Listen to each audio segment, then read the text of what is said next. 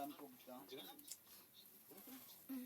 O Diyos nga balaan o gamhanan, nawata ang among pag-ampo sa ngalan sa imong sulugohon nga si Denmark. Ayaw isipa ang iyang mga pinuhatan batok kaniya. Kaya siyang kasing-kasing siya nagtinguha sa pagsunod sa imong kabubuton. Sa mga iyang pagtuo, naiusa kaniya ngadto sa imong katawhan. Dinhi sa kalibutan, may sama usab unta kaniya ang imong kaluoy ngadto sa mga kaangilan sa kalangitan.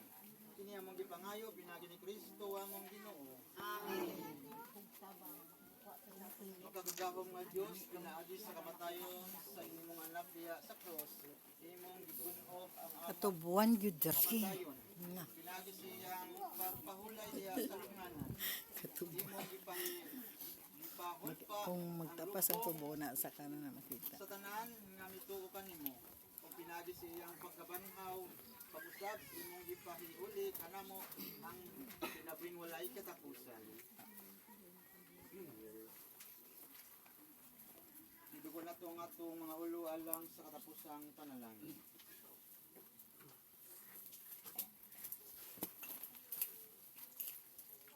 Diyos nga maluluyon, nasayod ikaw sa kahigwaos sa mga nasubok.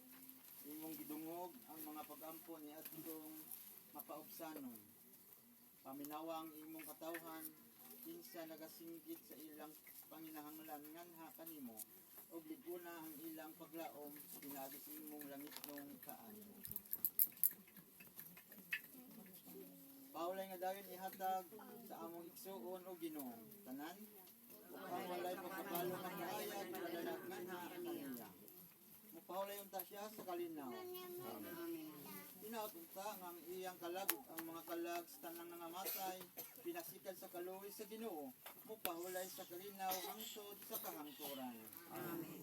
Pinautunta ang gugma sa Dios ug ang kalinaw sa atong Ginoong Hesukristo manalangin ug hupay kanato ug sa dakong kaagrop mupahid sa matag luha sa atong mga mata.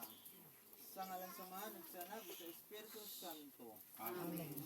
Nabito na matapusang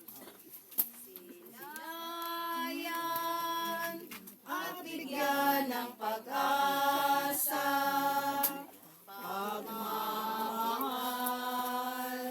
puso'y nagdurusan.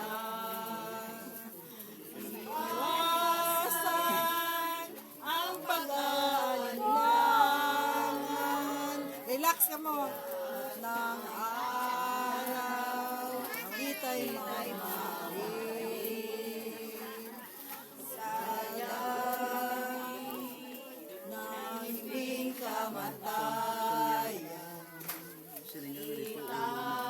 Ito mo niya?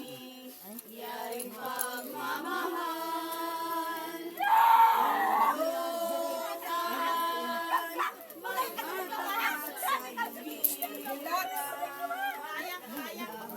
Wala ko ah. Wala ko ah. Dali, relax na.